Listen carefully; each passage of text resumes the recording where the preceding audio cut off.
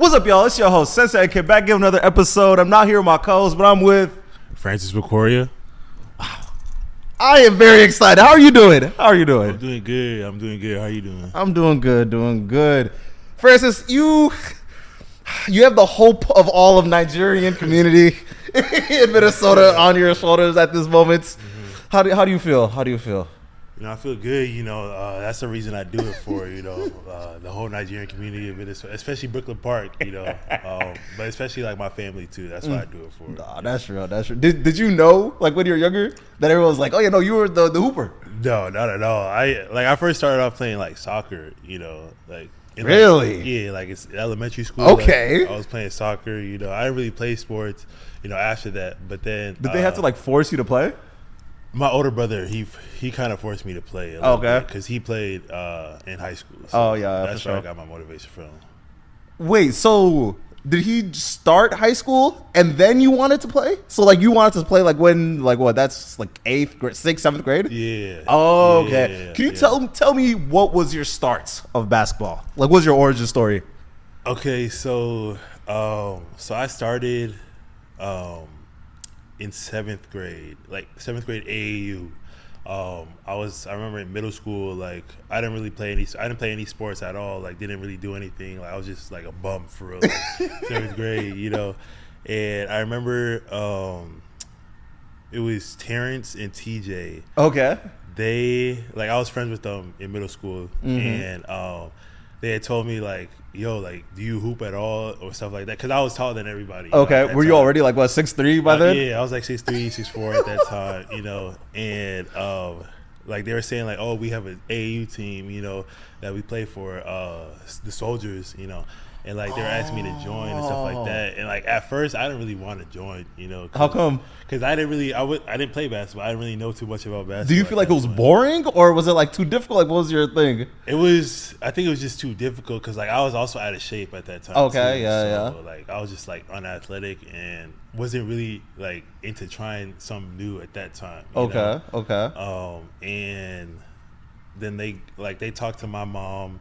And then talked to my brother, and like that's how I kind of got forced into playing basketball. But you were at least gonna try. Yeah, I was gonna try, And then I started, and like I didn't really like it at first. A lot of people don't know that I didn't really like basketball at first because like I was just like like when you big and like you missing layups, I have to run all the way back, and then you know what I'm saying. And, like people would be clowning you because you missing layups, stuff like that. So I didn't really I wasn't really messing with it at that time, but then like I just stuck with it, and then like from there on, like I fell in love with it and like really put in work to get better at it, And that's actually interesting because of like you do seem like a more like passive, calm kind of guy. Yeah. So trying to get you to play a position like a center, Shaq style. I'm assuming that's what they're trying to get you to do. Yeah, that is very tiring. Okay, so. Wow, so the first time you played was on the Soldier Squad. Was my brother on the team yet? No, he was on the team. Or was that the next year? I think it was the next year. Oh, wow. Okay. We had we had a stacked team. That's when we won the state championship in Minnesota. Yeah. But yeah, because we did a bunch of like recruited, like Okay, so that was okay. Yeah. Because of I went to the Minnesota Pro Am stuff, and I got a chance to meet Donovan. I was like, hey, I remember you. I remember you. So the fact that y'all were able to literally pick up some of like the best players all around this team. We literally put like a whole just stacked team together. Do you think that y'all were one of the best 8th grade teams in the state? Yeah, for sure. We was number one. Like, what about Nation? When you start pushing outward, how you thinking? I don't know about Nation because like I was the tallest player. So okay, like probably like the other teams like had like probably like 6'7", 6'8". Okay, type of players, But I'm trying to figure out when did actually no, that was for Team Tyus. Okay, never mind. Because I remember after there was a dude named George, and then there was a dude named Cody, and I remember y'all like was the whole last group. That was Top Flight. Yeah. Okay. Yeah. Top Flight. Like they were our biggest rivals. Like honestly, Top Flight. And then when it got to the high school season, it was like Hopkins. Like it was Champlin and Hopkins, and then AAU was like soldiers in top flight, like battling for like the best team. Yeah, no, because I remember my high school played against them, and since we don't have that many teams, we had like the JV team play their freshman squad, play their sophomore squad, and then play their JV squad. All in one day, tired as a mug. And literally great. after every single game, the kids would just keep getting bigger. And keep in mind, I'm like a junior. I'm like a pretty big junior at this time. And I'm seeing these strong, fast freshmen for no reason. Yeah. Oh my God. You know what? And then calling back to the soldier squad, I find it funny because out of like the 10 of y'all, 8 of y'all played varsity like straight off. Just straight off the bat. Yeah. Oh my God. How do you think that you got better? Like, because at what point did you actually enjoy playing? Because I feel like it takes a lot to go from this is hurting my heart and lungs than me trying to actually be good. I think it was just like it was a combination of two things. So the first one would probably be like just like we had gotten cable during like in middle school. Like we finally got cable. We got DirecTV. Oh, okay, yeah, and then I started watching like college basketball, then NBA basketball, and I really fell in love with like NBA basketball. Okay, like, okay. You know, do you like college basketball? Like, do you like the? Yeah. Okay. Yeah, I just watch a lot of basketball in general. You know, but back then. It was a lot of like NBA basketball, Timberwolves, you know. Okay. And like the first player I like really tried to model my game after was Karl Anthony Towns. Okay, yeah. Because obviously he was the best player on Minnesota at the time, and like we played the same position. You know? And pretty stylistically the same. Yeah. Did you always want to shoot threes? Was that what it was? I mean, like every center wants to shoot threes, yeah. You know? But I never really got to shoot threes until like I lost a lot of weight at like it was senior year of high school. Oh, okay. That's when I started shooting threes. You know, you know, because I knew I had to be able to shoot if I wanted to play college college basketball. Yeah. So that's actually funny. My brother is talking about that. Is like if you can't shoot, and this is like at the D2 level. He was like, if you can't shoot, they'll actually game plan you off the court. Yeah. No, it's crazy, especially at my old school. Like we had like we called them like rovers. Okay, that's what we called like, and like when we're like the day before games and we're what's it called, like going through the scout and like trying to guard the other opponent's team. Like we would literally be calling like rover, and that meant like just don't guard that person, like just sit in the paint and like go like help off of someone else. Like that's what they called, you know. And like we would throw like open gyms and like we would say like, oh, rover. You know, if you heard that, like you feel disrespected. For sure. That means you just can't shoot. Make sure you keep the mic up a little bit. That just means you just can't shoot. You know, and that's just disrespectful. So. And honestly, I feel like once someone leaves you open, it hurts. It hurts. Yeah. Because it's like I can shoot. Y'all don't need to disrespect me like that. Yeah. So, and honestly, one of the things I find interesting, just like scheming wise, because I was looking into being a coach. If you have a guy that can't shoot, like if you have one non-shooter, it's magnified when you're at the high school level, when in theory, all of you technically can't shoot. You're all shooting below 30, 40%, so you're not actually a shooter. So if you got a guy that actually cannot shoot, you could like literally stand in the middle of the paint and they just let it go. Yeah, just let it go. Oh my God. And there's only so much you can do to counter it, because it's like you can get to a point where you just have the guy constantly moving and cutting. But you can be like, you know what, I don't care, because I doubt that they're ever going to be catching it and just go straight to the finish. Because you're not ready to hoop. That's exactly. Another thing that like they've tried to do is like turn that person into like a screener. Okay, setting screens like off ball screens, like a center. Screens, you know, and like getting him free from there. You know, and that's like that works, but it's not sustainable for the entirety of the game. You know, because like. You can start rejecting the screen. Like you just don't even care about their screen. Okay. And I feel like that's fair, because I remember I used to coach, and it's kind of hard to scheme for that because of your teammates start to feel the burden when you can't shoot. So they're kind of forced to play farther out than they can even hoop realistically. So it's tough. It is tough. What's one of the things that you learned while you were younger compared to now? Like, what's one of the things that you look back and was like, oh, I picked it up then? Like, do you still use your post moves from when you were young? Yeah, some of them. Like, I tried. I have like go-tos, like my baseline spin. But like a lot of players in college do that same spin. So like, a lot of people just sit on that spit. You know, Okay. like, it's They hard. know it's coming. Yeah. Yeah, or like then like in college, like they really go into the scouting report, so they know which hand you're going to, like your post moves. Like, so you have to have a counter for everything, or it's like you could just be easily shut down. You know, Like that's kind of tough, especially in the context of. Actually, are you trying to transition to be a guard? Is that like the goal? Yeah, that's the goal because like this like they do have like small ball fives in the league, but it's like You don't even want to play that position. you don't want to you don't want to play that position. Yeah. So, because it's like you're what they say you're 6'7", but are you like 6'6", 6'5"? I'm 6'6". You're yeah. 6'6" flat. Yeah. Oh my God, but there's a bunch of people who lie about their height. Yeah. Basketball. Nah, that's real. That's real. Honestly, that's one of the things that scare me about like NBA players and like basketball players like in general. Yeah. Because it's like I remember when I was in high school, we had a 6'6" center. And then I went to go play AAU, and our guard was a 6'6", like 1. Yeah. So I'm like, Yeah. what do you expect me to do with that? Yeah. They go, they start like playing D and stuff like that. Uh-huh. And I really recognize this. There was a year that I was trying to play for D1 Minnesota, but this was the year that it was Tyrell Terry, Jameson Battle, yeah. and then a whole bunch of just 5 stars, just 5 stars. I didn't know that coming in. So I'm doing the tryout. And then I realized, I was like, wait a minute. These guys are good, but I feel like there's another echelon. Yeah. This. And then I was talking to one of the coaches.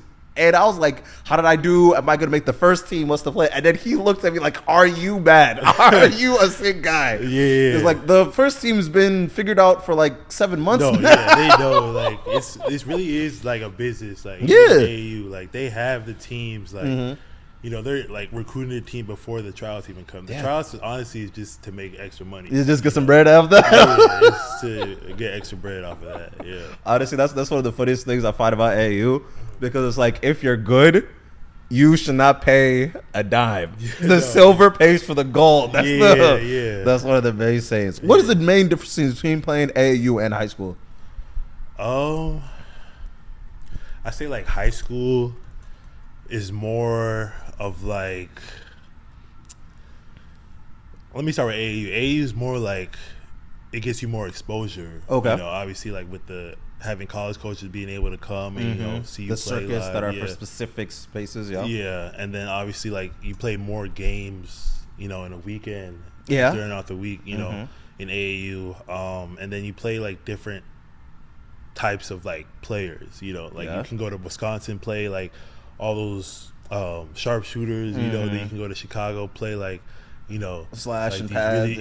really, those type of players. But like high school, like it's like it's more like more structured in high school. Okay. And you really play to your own strengths. You Yeah. You can't really show what you can do in high school unless like You're the guy. Yeah, you're the guy. So that's the main difference between that. Okay. Yeah. How did you prepare yourself to play AAU? Because it's a completely different beast. You just gotta like honestly the biggest thing is just being in shape because like the amount of games that you're gonna be playing, it's like a lot and like that's a lot on your body too. And if you're not prepared for that, like you could get worn down towards the end of the AAU, and that's when like when That's college the most important that's the most time. important time, and especially coming out off of like high school basketball and then going straight into AAU from there, like if your body's not like cut out for it, then like you'll be exposed. So Was it Fury or was it a pulley that made you lose a lot of weight, or was it after AAU? It was after AAU season. Oh, okay. Yeah, that's the interesting thing because like so even with all those reps, it just yeah. So I was around 250. Okay. My last year at AAU 17U. Going into my senior year, and I was able to get two scholarship offers at Mount St. Mary's and then UC San Diego. And then after that, that's when I lost a bunch of weight. Okay. And then got to 215.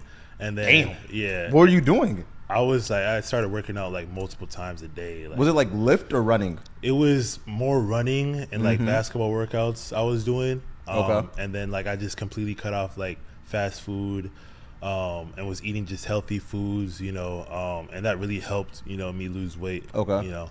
And then like it was weird because like I came that next summer after I graduated high school, I came into came on campus as a completely different player. Okay. That I was recruited to be. Because out of nowhere, you were just a wing. Out of just a 3-and-D guy, which was like scary to me because of like literally the month prior to you starting AAU, you were like a big, strong dude.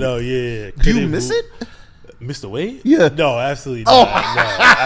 No. I miss, no, because like I feel like when I lost a bunch of weight, like I was like, people called me like scrawny. I was skinny, you know, like my arm, because I wasn't really lifting, you know. And then so once I got to college, like I had to put on more strength, you know, and like the lifts in college are like no joke. Like they will really like test you, you know, because like the lifts, you're lifting 3 times a week, 3 to 4 times a week, and like before basketball practice, you know, and did you have like a specific meal that you have to do? Like, were you eating a lot as well?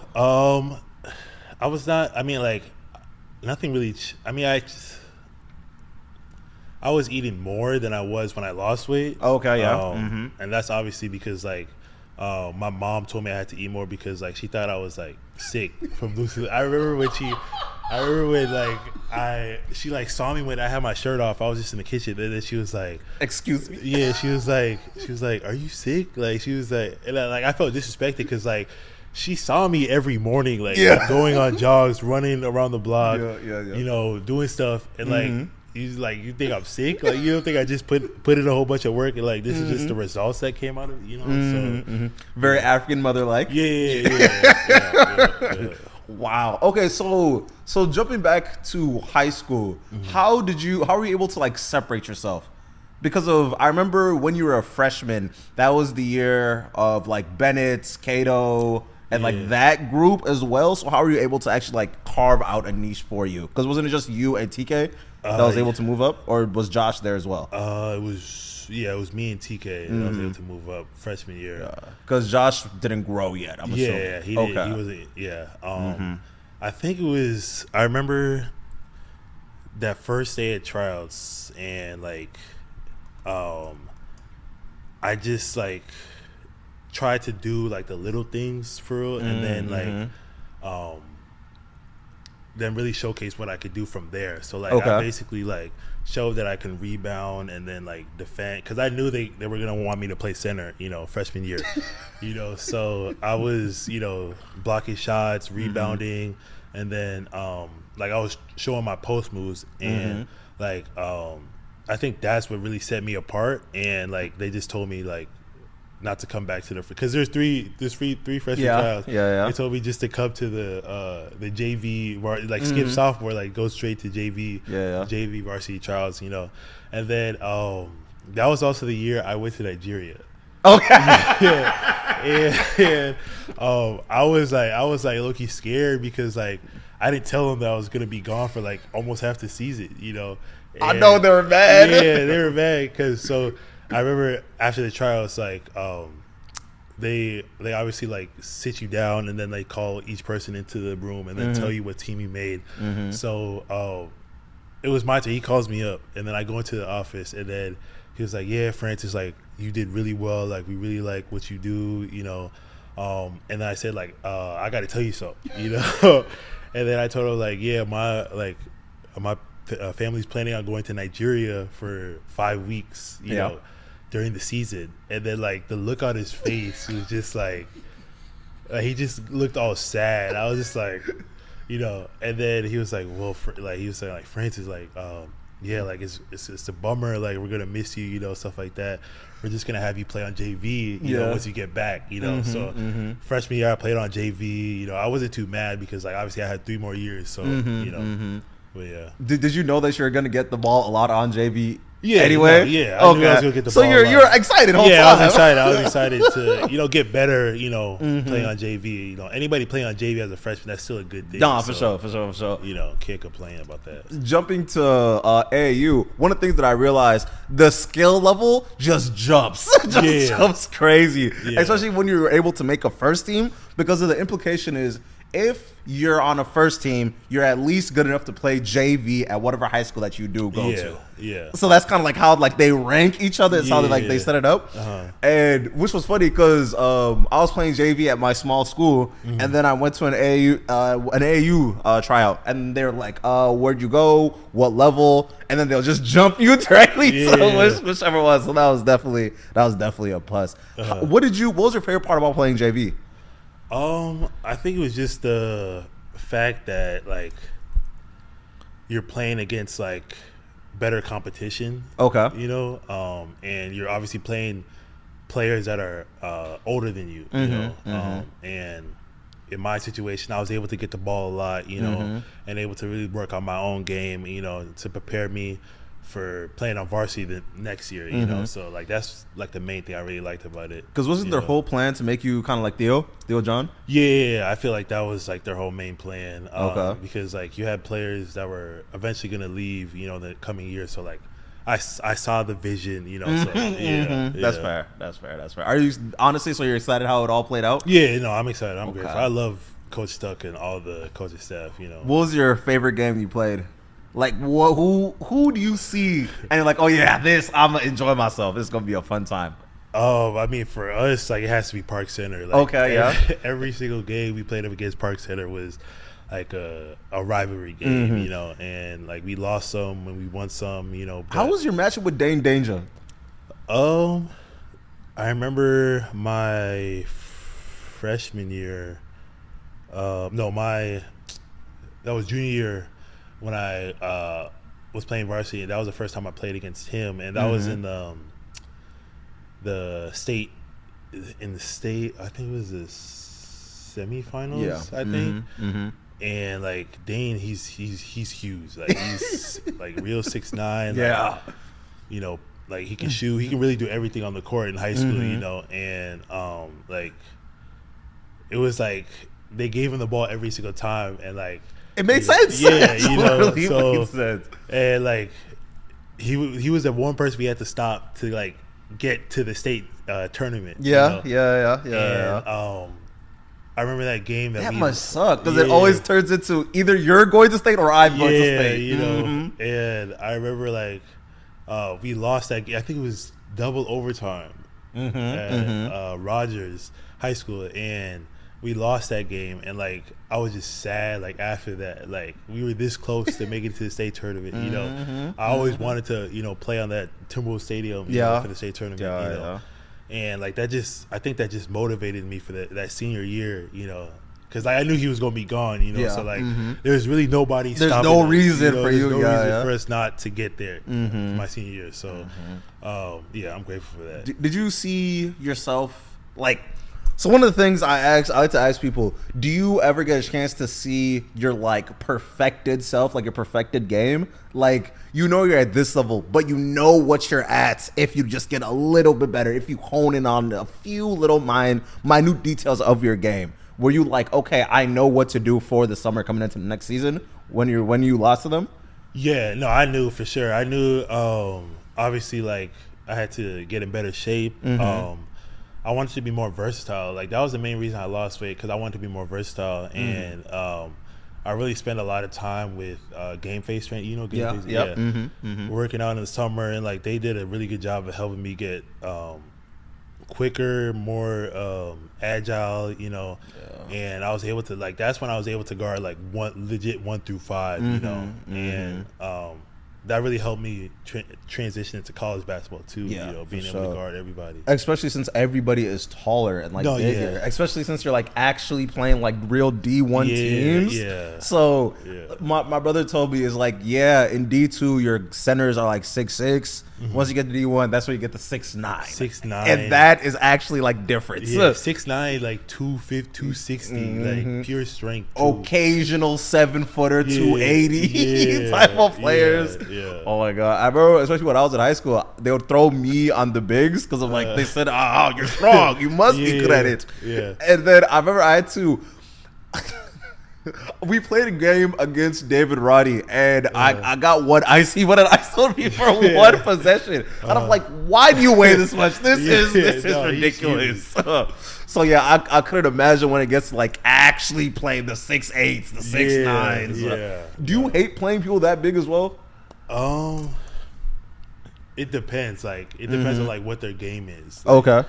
If they're like those type of like bruiser type that like be trying to like get like shoulder kill you. I don't really like that. But like if you're like someone that like kind of finesse, like you can shoot it a little bit. Like I mess with that more than like the people like because like I'm gonna get foul. I'm gonna foul out. Yeah, for sure, like, for sure. So how did you get so good at defense? I really. Or was it a thing that you were just like happenstance, like it just happened out of nowhere? I think it's just honestly just my like the effort. Like okay, it's like you can know like the game plans and stuff like that, but it really comes down to just like wanting to like get the stop on the person in front of you. You know? Okay, yeah. So it's like a pride aspect. It's a pride aspect. That's the biggest thing. That's fair. Because like obviously you have people like Wemby, Giannis, who are like gifted defensively. Yeah. But like where the radius is like arm touch this one. But anybody can have like pride on one-on-one defense to like stop the person in front of you. Okay, that's fair. How do you look at the game? Like, what do you do to set yourself up to be good? I think it just comes down to like confidence. Okay. Because I feel like that's a big thing that like a lot of Division I players lack is just the confidence. Okay. On a day-to-day basis. Why do you think they lose out on the confidence?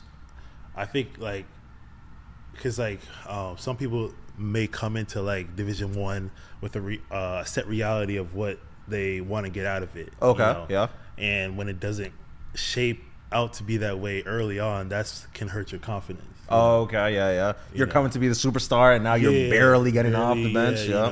Like because you have to like really understand like the college game. It's different from high school. How so? What's the difference?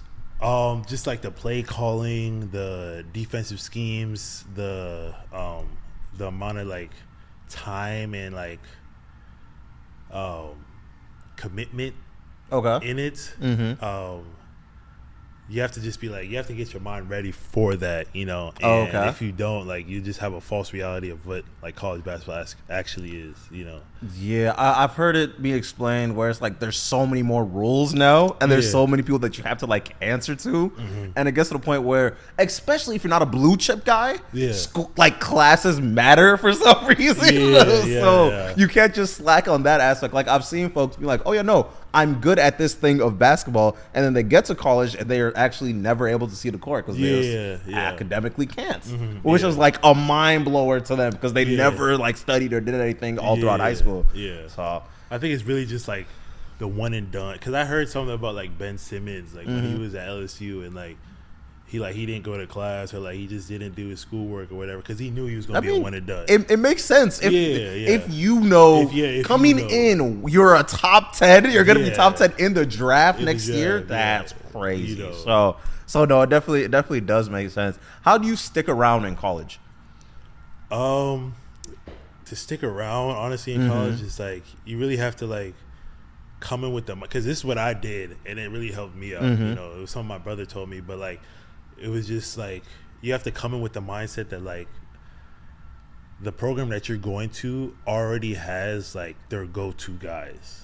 They have their 1 and 2 that like scorers, go-to guys, who have been through it, who've shown that they can do this, and like in reality, a freshman hasn't shown anything yet. Unless you're like a 5-star, but like that's that's one and fell off the street. But like you have to be able to show that you can contribute to winning in different ways than like being that go-to guy. How were you able to find your niche at San Diego? I was able to do that by like I think the main thing was like offensive rebounding. I was like I think my freshman year I ended with like averaging 7 rebounds a game. Jesus. And like half of those were offensive rebounds. That's even more valuable. So I was just like out there like grabbing offensive rebounds. You got a lot of points that way too, huh? Yeah, you get a lot of points, getting to the free throw line. You're already there. And then also I was defending at a high level too. You know, Oh, okay. and a lot of people aren't really good defenders in college. You know, Okay, yeah. Mm-hmm. But if you can show that you're I feel like defense is something that could separate you from other people. You know, because like coaches 9 times out of 10 will play you over someone else if you're a better defender than them. Yeah, you know, because you're gonna be able to score. Like you're a Division I player, you're gonna be able to score. But like, can you play defense? You know, can you do other things? Can you? Are you gonna dive on loose balls? Are you gonna be in the right place at the right time, defensively, offensively? You know the game. Like all those little things, you know, is what separates people. You know. Yeah, and that's why I don't blame people that don't like watching college ball to begin with, because it's like I've seen so many people, especially even from Minnesota, that leave their high school. They're averaging literally 24 to 28 every single game. They go to college and they can barely get on the court, and it's like they can't take those same shots, even though they know they can make those shots. But if you take them, if you miss, you'll get it. Just come six. You have to make those shots. Like, if you don't, like, it's bad. You know. So. And I know the consequences in college is actually ridiculous. Because that film session the day after the game, and you see that shot, like it's over for you. You know? And I feel like college coaches hold a grudge a whole lot more than high school. Probably, yeah. Because like I get it, they're at work. Like this is their job. This is their job. You know, their life depends on this. For real. You know? So I definitely get it. Jeez, what's the scheming difference, high school versus college? I mean, like, I think every college is different, but like I feel like the main one would be like shrinking the floor is like the main thing. They didn't really teach us that really in high school. Okay.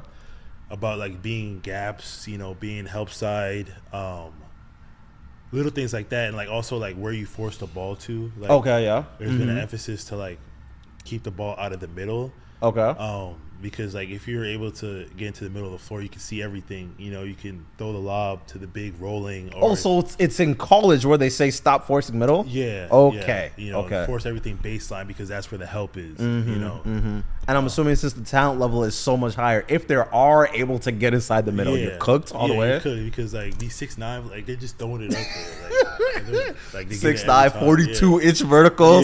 You are a little bit okay. That's fair. Because I went on TikTok and I asked which one's more efficient, forcing baseline or forcing the middle, and I feel like it literally all depends on how athletic your big is. Yeah, it does. And I feel like that's one of the things that's missing out, especially in the the high school game, because there's such a discrepancy between the skill level of bigs, especially like when you get to a state like Minnesota where you have like farm boys that are actually, they can seal you off and just put it up every single time. And then you go to another school where their center can't like make a layup. You're just that's one of the main things. Okay. What's your favorite parts about the comparison between college and high school? Like, is there things that you like just naturally just enjoy more? Like, if it's the structure, the play style, things of that nature. I think, honestly, I would say like just the intensity of like rivalry games. Okay.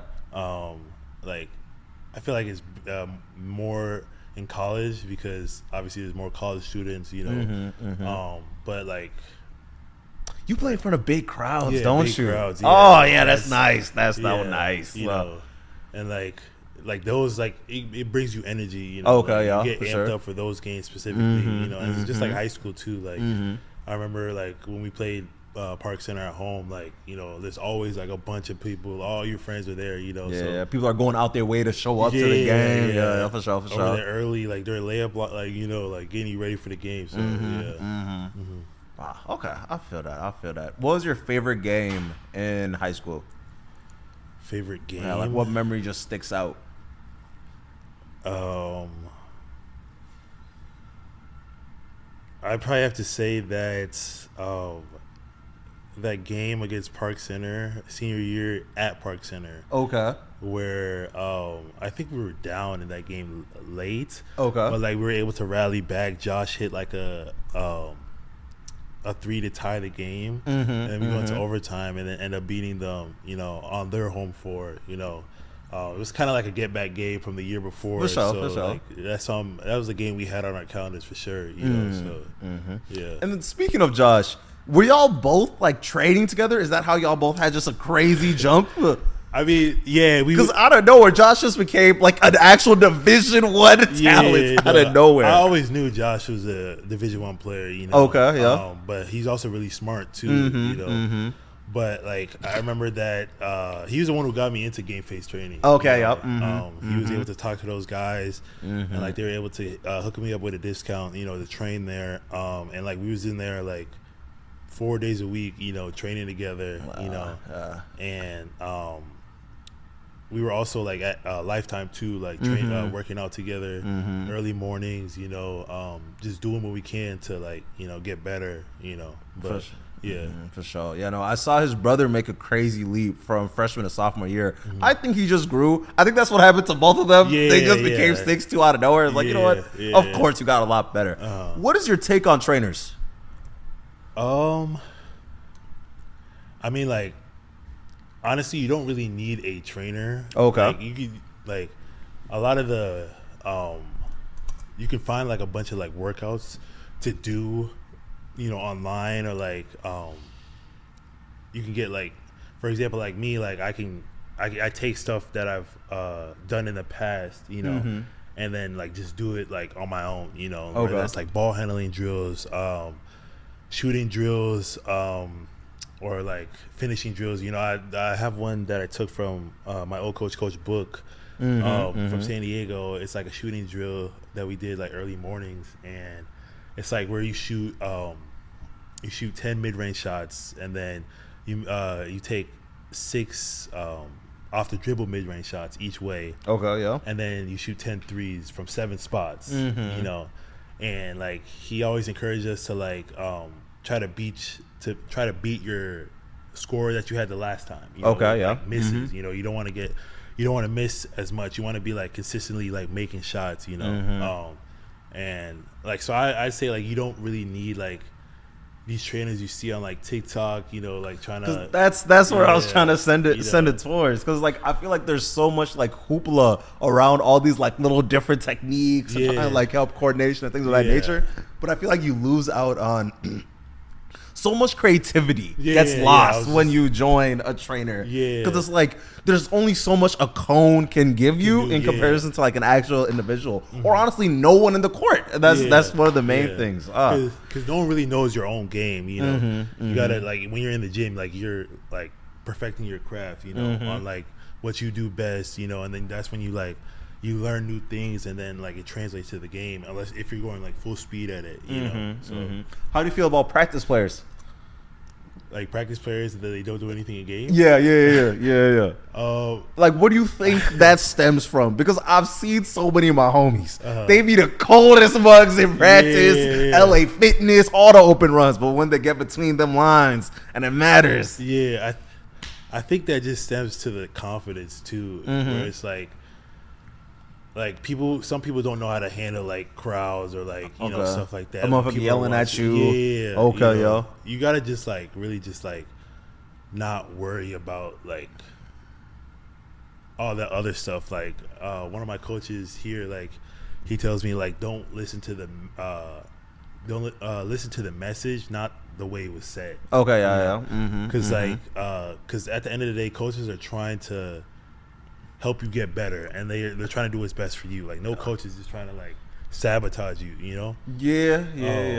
So like you got to listen to the message and like really try to like hone in on that and try to like be better the next time. Really, because I feel like there's so much like the idea of pressure is so difficult to like be able to explain to somebody until like you're literally in it, where it's like there's only a few more minutes in the game.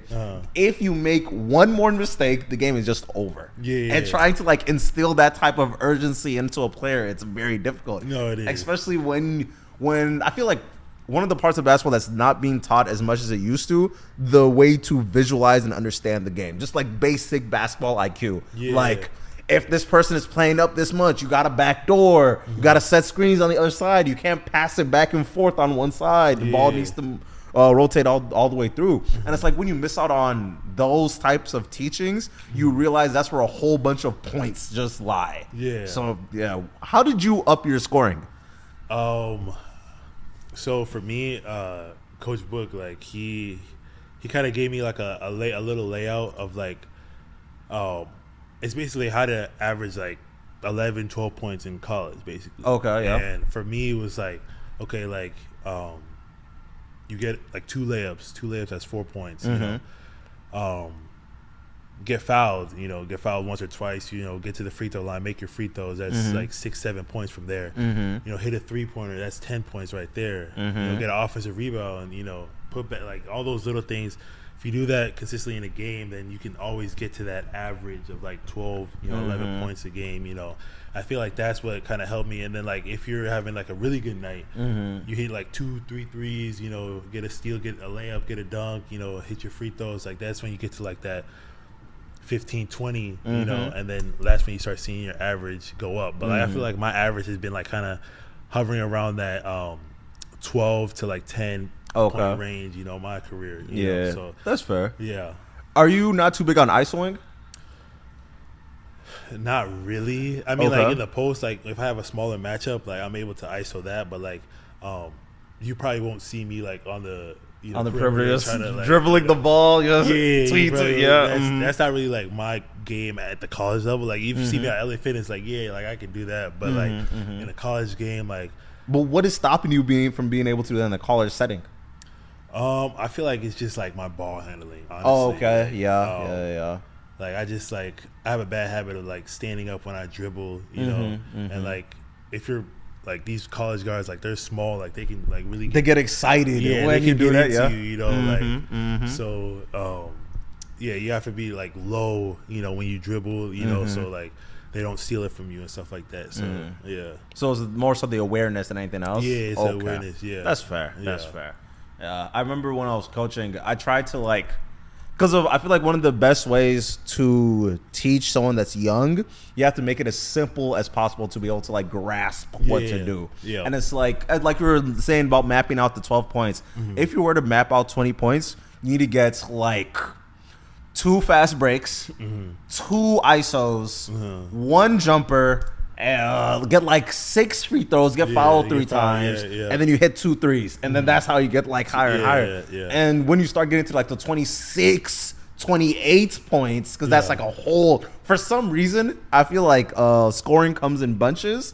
So it's like being able to score 10 points and being able to score like, let's say 7 points is like actually a ginormous difference. No, it is. And like 15 to 18 is like way different than scoring 10, even though that's just like a 4 to 5 point drop off. And then when you start getting to like the real high, the 28s, the 30s, things of that nature, there's so much free throws that you have to hit. Where that if you're missing those, you're like leaving open like 5 extra points. How do you get yourself in the zone then? For me, I think it starts like on defense for me. Like, okay. Because like you be getting hyped, huh? If you get a stop, you get a rebound, you know, like that kind of settles me into the game. You know, from there. You know, because like I'm typically like a slow starter until like I get like. You see the ball going in. See the ball going in, and then that's where. Like my mind just zones into the game, you know, and like I'm not thinking about nothing else, you know, whether there's the fans in the stands or if I'm a road game. Like that's why I kind of like road games too. Like I just have that mindset of like, oh, like let's send these fans home sad, you know, like that's let's ruin their day. Like that's you know what gets me like hyped up for like road games, you know. We love hating. That's nice. That's nice. Wow. Is it difficult trying to block out all the sound, or have you like always been blocking out the sound?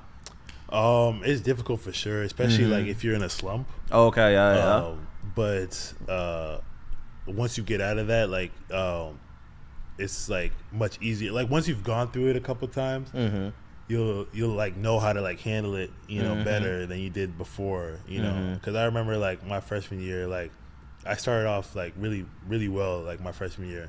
And then I had a bad game, you know, and like coaches yelling at me, and I'm like, I was just thinking to myself, what did I do?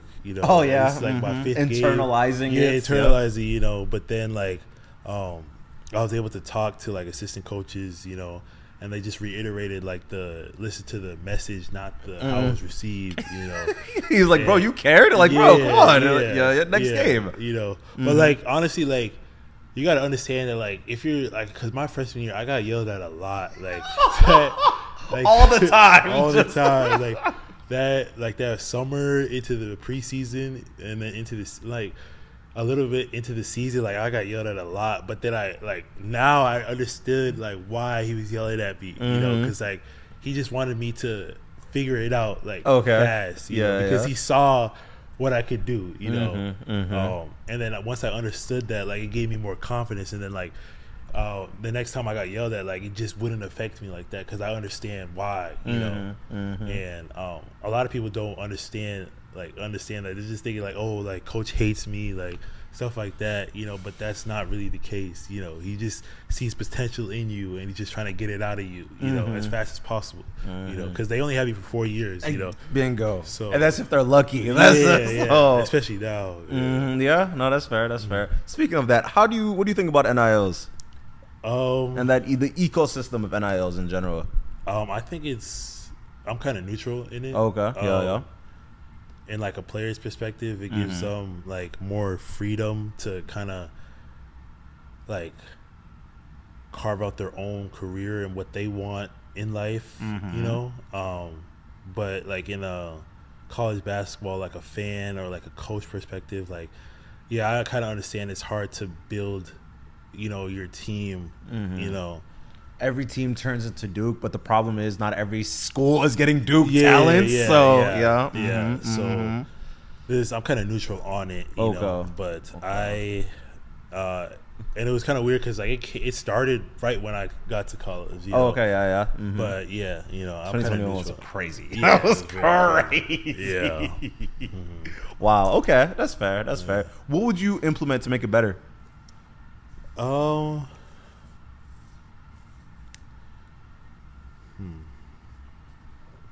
I would say maybe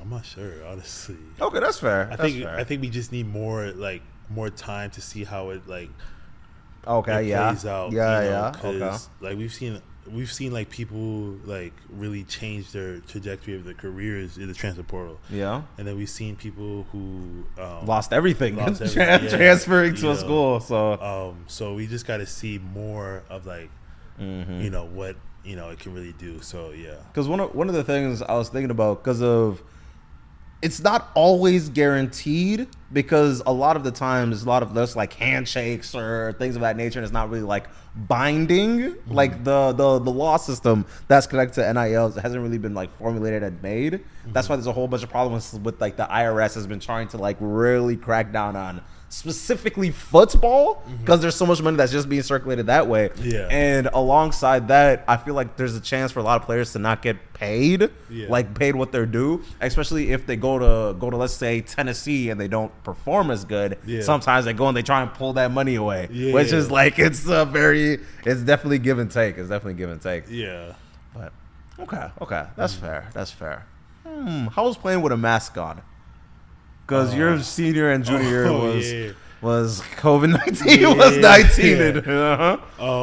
It was definitely weird at first. It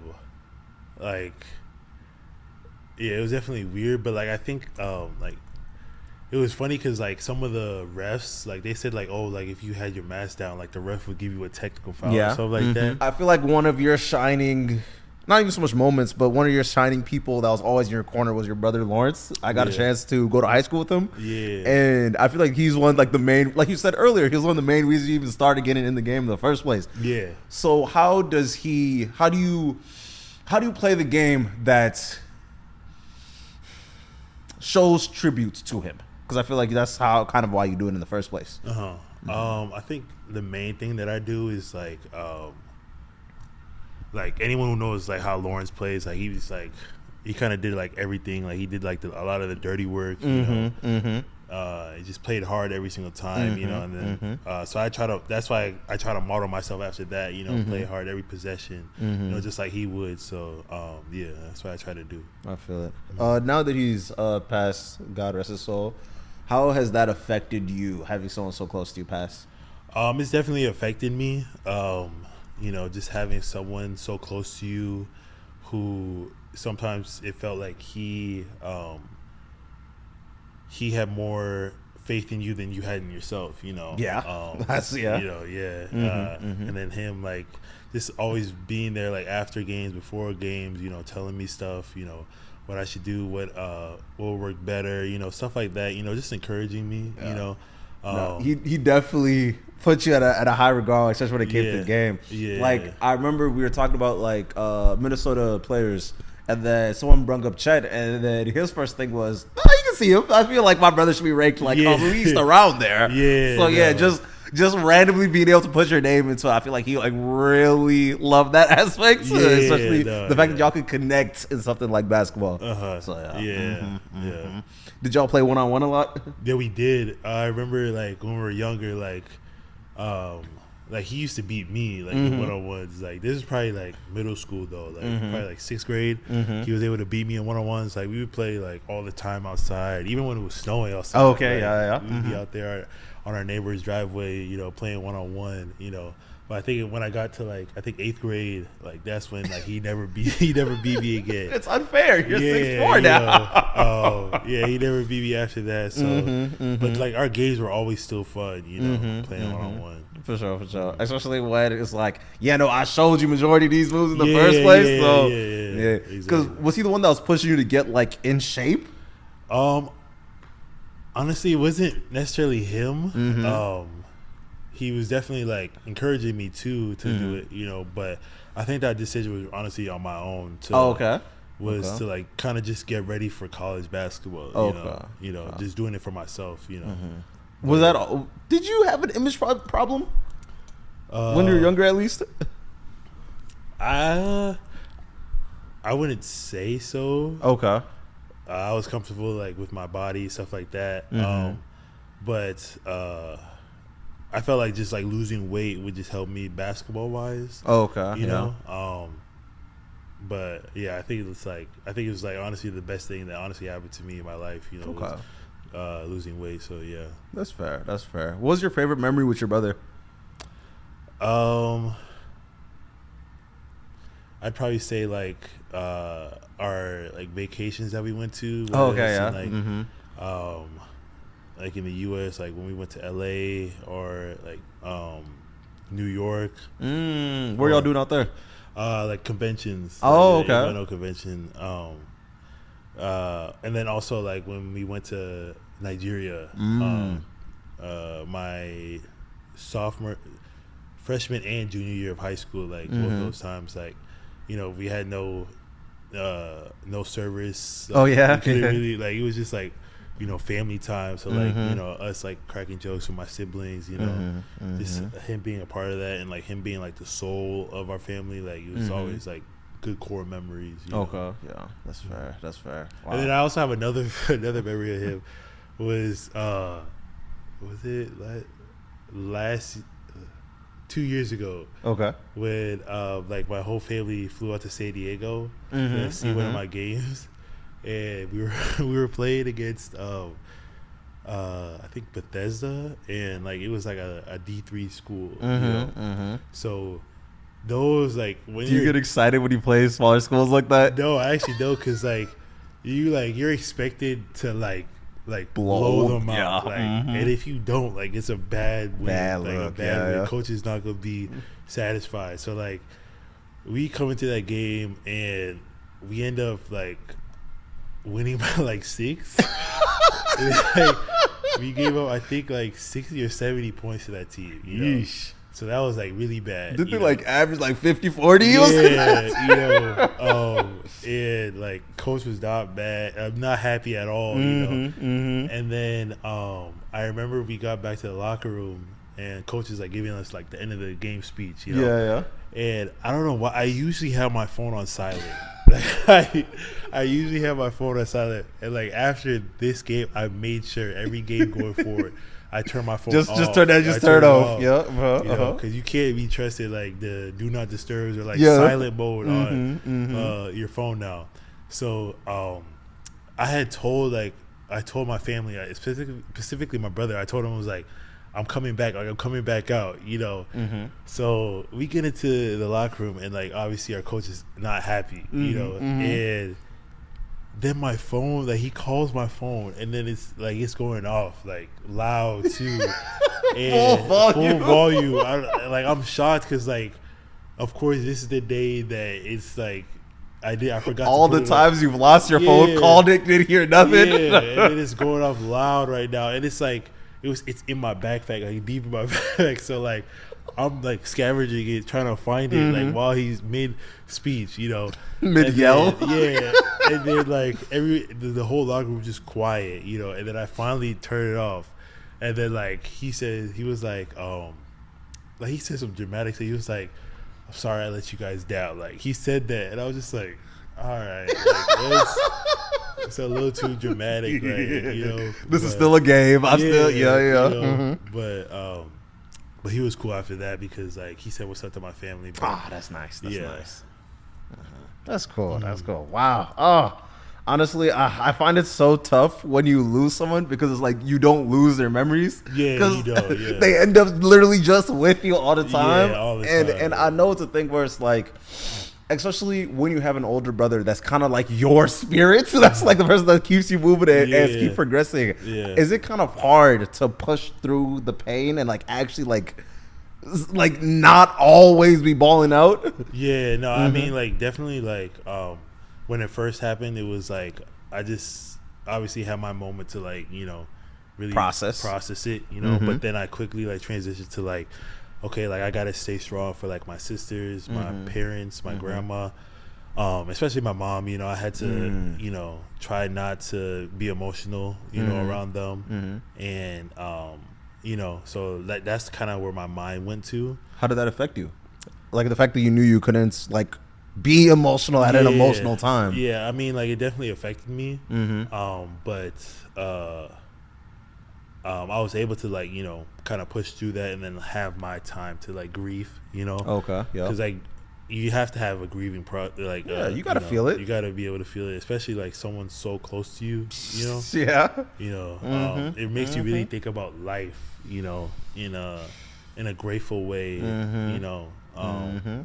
and it just I feel like it just like brought our family closer together, even though like we were always close, but like we appreciate like everything around us even more. Even like our extended family, like everyone that came, like even your mom, like you guys came to our house, during that time, and like kind of allowed us to grieve, like with not to the community, with the community, and then everyone showing support, within the community was like really big for me and my family, But because even speaking on that, one of the things that I've noticed, especially being Nigerian in the state of Minnesota, our Nigerian community is so much stronger than like everywhere else. And it gets to the point where like, because I tend to travel a lot and I meet other Nigerians from like all over the United States of America, and they're like, I know of Minnesotan Nigerians. And the fact that that's able to transcend just our small state as is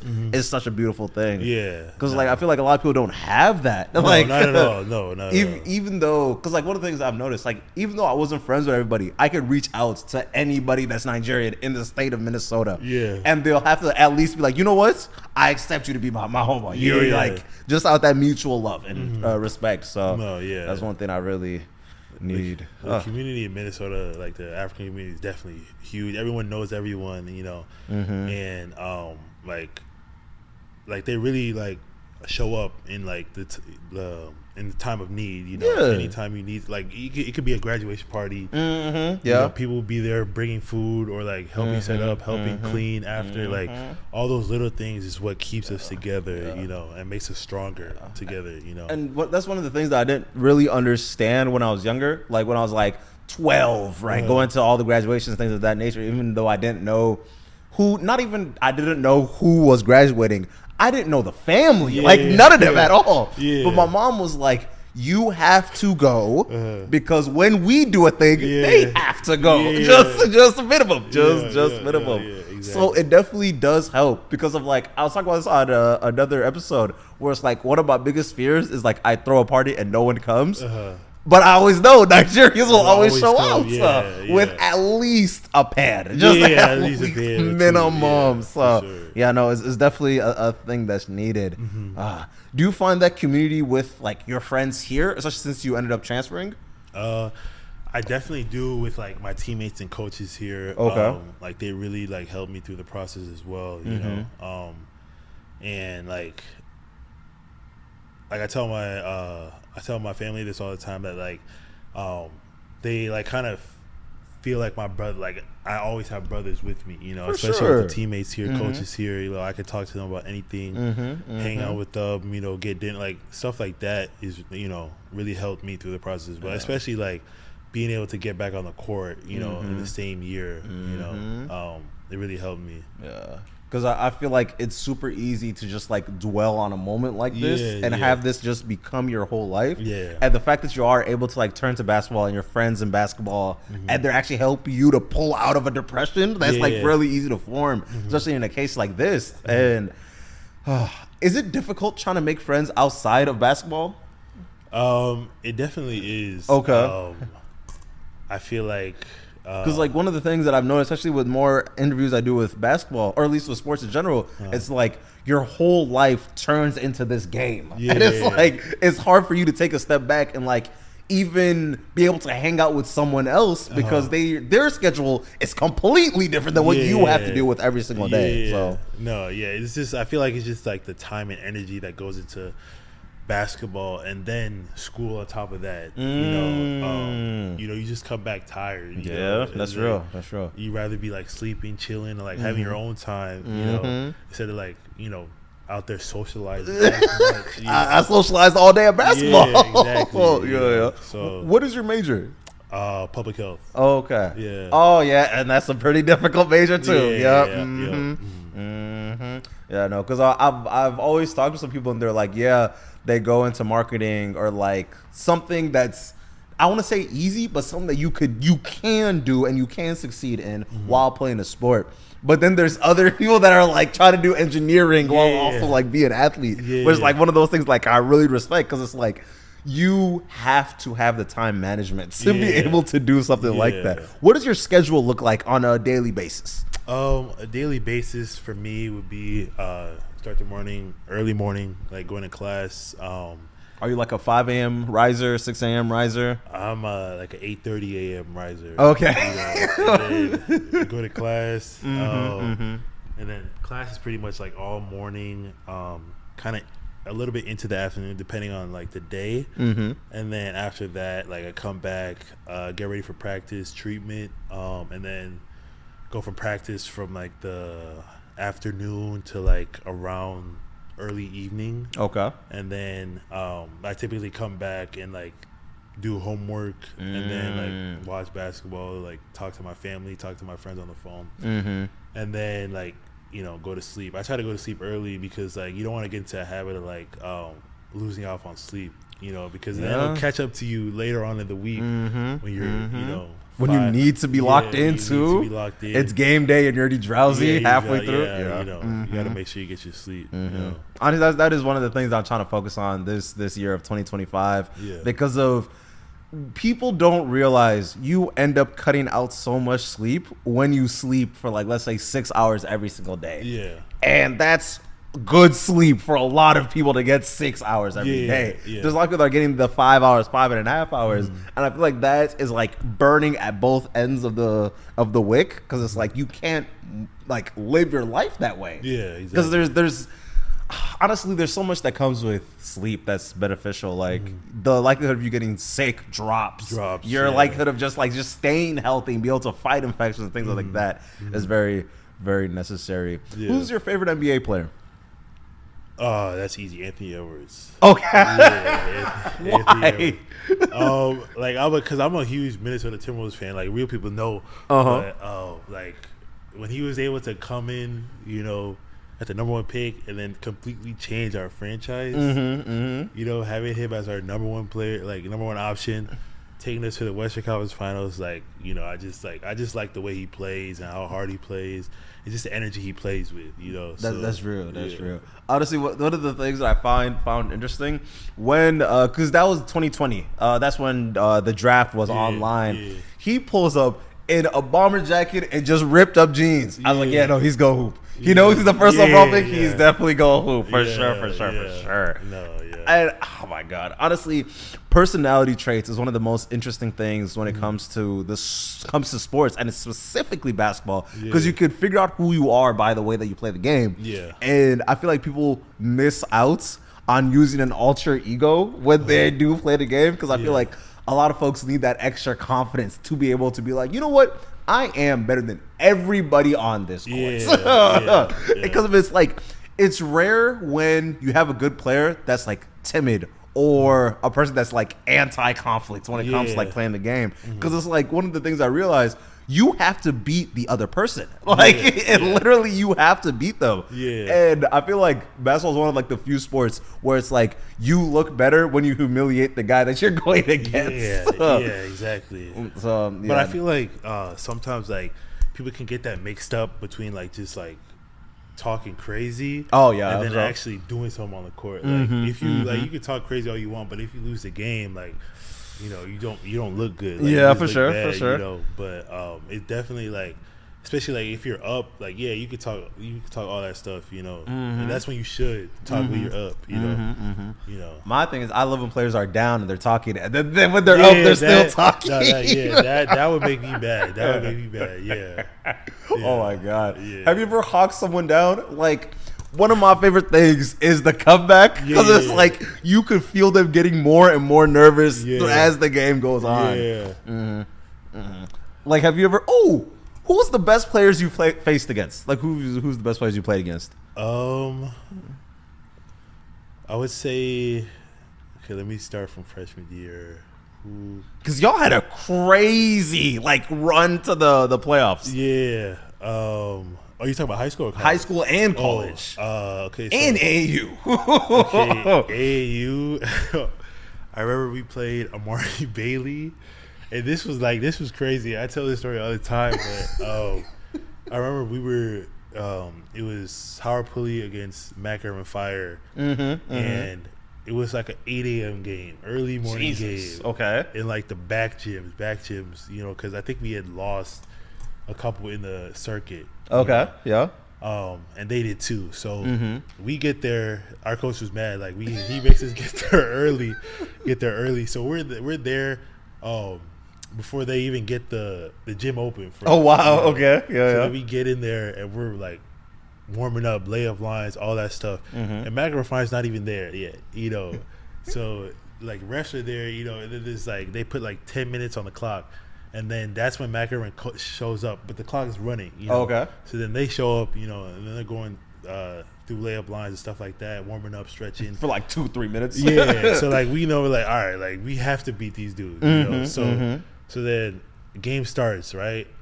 And like obviously no game is like a clear cut in the EYBL circuit, you know. Every team's good, but like we had a clear advantage because we were here early warming up, and they barely even see it. Yeah, we were ready, you know. So like the game is close, but like we have like a 7-point lead at halftime, right? Okay, yeah.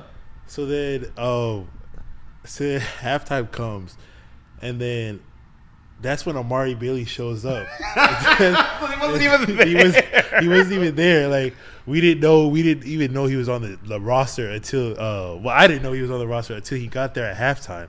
So then I didn't even know who he was during the time too. So then I'm like, who's this dude? Loki, to speak on that, AAU is so weird, especially once you get to like the top levels. Yeah, everybody looks like they can hoop. Everybody you don't even know. Hoop, you know. But continue. So then he comes in like halftime. He's like, no warm up. Like he didn't warm up at all. Like I know he didn't warm up. So then he comes into the game and then ends the game with 30 points. Jeez, 30 points, and we lose the game. Like we lose the game. I'm like, Because they were like, yo, who is this? We searched him up. It's Amari Bailey, like a 4 or 5 star. We're like, all right, yeah, that makes sense. Makes sense. But that was probably one of the craziest games that. Like that's when I knew. Was it all like dunks, or is he shooting threes off the dribble? Off the dribble, mid range threes and trains. Like it's just like he was just faster than everybody. He was just a pro. He was a pro. You know? Yeah. Mm-hmm. So that's when I knew like there's really levels to this stuff. Oh, for sure. Oh, and then who else did we play? I think this was my sophomore year. I wasn't even playing this game. Okay, yeah. Because I was coming off a concussion. This is the second game of the year, and we were playing against Seattle U, and then we were playing against Tyson Chandler. Jeez. Yeah.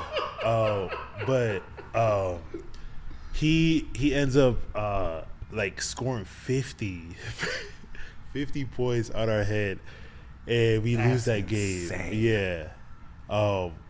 But like honestly, like the way our defense was structured, like it like we're prone to give up those type of points to like good guards. Like if you're really good guards, like we're probably susceptible to giving that up, you know. But like 50, like that's kind of crazy. No one wanted to do anything. No one wanted to do anything, you know.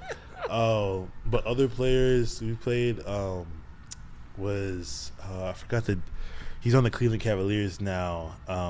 Tyson. He just got drafted with the ponytail. Oh my God! Yes. I know who you're talking about. Tyson something. Yeah. Tyson. I forgot his name.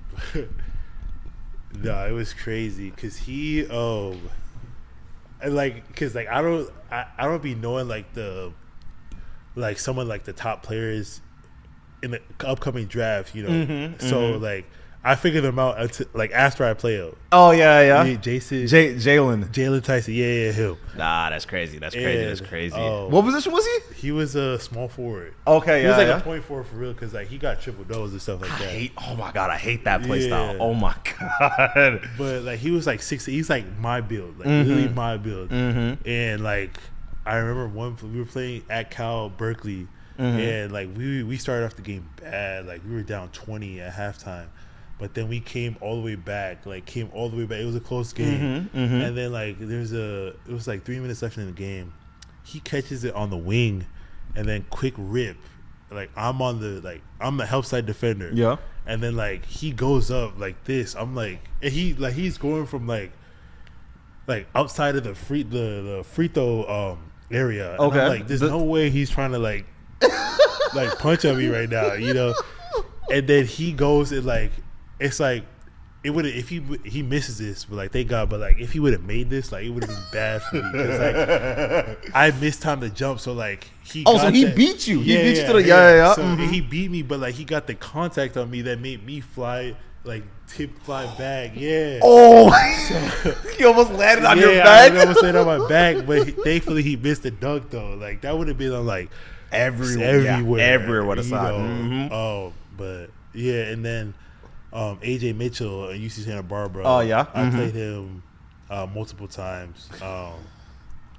But like he was really good, you know, too. Like he was just like a triple double, walking triple double, could score, literally get to the free throw line anytime he wanted, you know. But yeah, like those are some of like the best guys I've played. Yeah, Imani Bates. Eastern Michigan. Where did you see that? Yeah, that was in Eastern Michigan, and like he was just shooting every shot. Like that's what he was ball hogging, right? That's what he was. But like he's just so much taller than everybody. Like he could literally just. He's 6'11". Yeah, he could just shoot over me anytime. You know, all I could do was shooting really just, over like, you was contest, insane. You know, that's insane. Yeah, he was just like It was like kind of playing against KD. You know, like someone who could just literally shoot from anywhere and just shoot over you, over anyone, you know. Nah, that's so greedy. Yeah. Oh, and especially being from Minnesota, out of nowhere, we just had a whole bunch of 5 stars, just random guards. There's wings in there. You know. Oh my God. Minnesota's definitely becoming like a basketball state for sure. Oh, for sure. Yeah. Especially with Suggs and Chet. They kind of opened up the way. The first time So I was under the impression that Suggs wasn't that good. I thought he was just like more athletic than everybody else because it's like 6'4" and you're like built shoulders and everything. I was like, yeah, he's probably just like one dribble and then he can just dunk it, everything. But he played against Tino Grace. So my brother was like, that was his matchup. This he was playing against my brother. Bro had like 25 at halftime. And he did this, bro. He shot the ball, turned it around, and did this to the crowd, just like that. I said, yeah, that's. Bro, one dribble got past my brother. I said, yeah, no, he's nice. He's nice. Jalen, like, he was really good at high school. Like, especially, I know how my brother plays. He'd be like, no, he loves playing defense. So the fact that he just one dribble pass, I said, yeah, you got it. You got it. And one of the funniest things, I was good, but I was good enough to see talent, but never good enough to like really play with talent because of like, it gets to the point where if your guards are 6'4", I have nothing to contribute. I can't do nothing with this. So yeah, no, it's very interesting watching folks that are like genuinely good. Like I got a chance to watch Tyrell Terry play in person, and I'm like, he's slick, easy. So it's really tough watching so many great players from Minnesota, especially with the Pro-Am, and now there's like actual games with like ex-pros that's showing up constantly. That Minnesota is definitely like that. But we've got to the end of the section of Wish I Had a Sensei, where my guest goes and gives some advice that they wish that they had. Take it away. Some advice that I wish that I had would be always. You kind of put me on the spot right there.